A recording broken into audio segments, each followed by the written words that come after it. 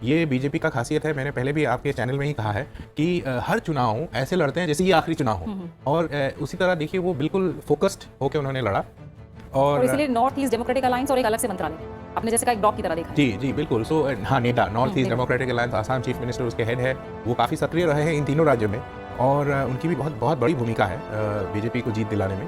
तो ये एक फ़र्क हुआ है, मतलब डेवलपमेंट काम जो है वो है, लेकिन जो फोकस है मुझे लगता है कहीं ना कहीं कांग्रेस को या बाकी जो विपक्षी पार्टी है उनको दोबारा सोचना चाहिए। जैसे ममता बनर्जी भी लड़ी, उन्होंने भी 2-3 बार गई। मुकुल सांगा जो कांग्रेस में थे वो तृणमूल में चले गए थे मेघालय में। मेरे ख्याल से राहुल गांधी भी एक बार गए थे, लेकिन जो फोकस बीजेपी का रहा चुनाव में वो फोकस बाकियों का नहीं रहा। मेरे ख्याल से उससे भी फर्क पड़ा है।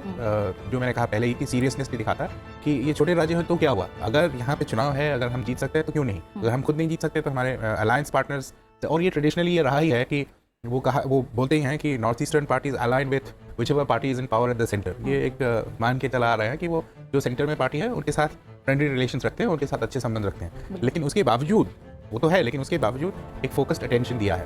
बिल्कुल, फोकस अटेंशन की बात जिस तरह से हुई, जो ये तमाम राज्य रहे हैं खासतौर से, या तो फिर सीमा विवाद को लेकर इनका जिक्र आया है, उग्रवाद को लेकर, हिंसा को लेकर जिक्र ज्यादा आया है, लेकिन अब जो फोकस है वो स्ट्रैटेजिकली कितने अहम है, पॉलिटिकली कितने अहम है, विकास डेवलपमेंट के लिए कितने अहम है राज्य, कहीं ना कहीं फोकस इस तरह से अब शिफ्ट हुआ है। हम जान रहे हैं कि जो नागालैंड असम सीमा विवाद था उसे सुलझाने के लिए भी सरकार ने कई कदम उठाए। इसके अलावा त्रिपुरा, असम, मेघालय में जो राजनीतिक हिंसा हुई उसमें काफी कमी भी आई है। तो आप मान रहे हैं कि फोकस कहीं ना कहीं जो मुद्दे हैं, जो इश्यूज हैं, उन्हें लेकर भी शिफ्ट हुआ है, जो बातें हैं वो काफी उजली नजर आ रही हैं। अभी आगे क्या है, और जो कुछ चैलेंजेस नॉर्थ ईस्टर्न स्टेट पूर्वोत्तर राज्यों को लेकर जो बड़े चैलेंजेस अभी हैं, आपको लग रहा है उनसे निपटना एक बड़ी चुनौती होगी? नहीं, जो नॉर्थ ईस्ट रीजन की सबसे बड़ी चुनौती थी वो इंसर्जेंसी, जिसके ऊपर इस सरकार ने बहुत काम किया है, बहुत सफलता प्राप्त हुई है। परंतु दूसरी चैलेंज जो इस गवर्नमेंट के सामने है, लुक ईस्ट पॉलिसी के लिए जितनी बातचीत हुई है उतना काम नहीं हुआ है। उसके विषय में खाली बात ज्यादा हुई है, काम कम हुआ है। और जहां तक मेघालय का सवाल है, मेघालय में जो डेवलपमेंटल इनिशिएटिव्स जो स्टार्ट हुई है, पर्टिकुलरली टूरिज्म सेक्टर्स में, और वह उसको कंटिन्यू नहीं कर सकता है। तथा वहां जो सबसे बड़ा कंट्रोवर्शियल इशू है, जो कि इलीगल कोल माइनिंग का इशू है मेघालय के अंदर, उसको रेगुलेट करने की, उसको साइंटिफिक कोल माइनिंग के अंदर कन्वर्ट करने की चैलेंज आने वाली सरकार के पास है। और दूसरी सबसे बड़ी चैलेंज जो है कि मेघालय, जिसकी कैपिटल शिलोंग है, जहां पर डेंसिटी ऑफ कार इंडिया में हाईएस्ट है और लोगों को छोड़ 1 किलोमीटर चलने में भी काफी समय लग जाता है, उसको डीकंजेस्ट करने के लिए सरकार को इनिशिएटिव लेनी है, जो आज कुमार शर्मा जी ने बताया। आज हम लोगों ने उनसे बातचीत की तो उसमें भी उन्होंने दोहराया, अपने जो इलेक्शन मैनिफेस्टो में भी दोहराया। तो मुझे उम्मीद है कि भारतीय जनता पार्टी की सरकार से, सेंटर के सहयोग से ये कार्य में खत्म करने में, अचीव करने में दे विल बी सक्सेसफुल। जैसे कि आपको मालूम है मेघालय में 90:10 चलता है, 10% का कंट्रीब्यूशन स्टेट का रहता है, 90% सेंट्रल गवर्नमेंट देती है सारी डेवलपमेंट स्कीम की।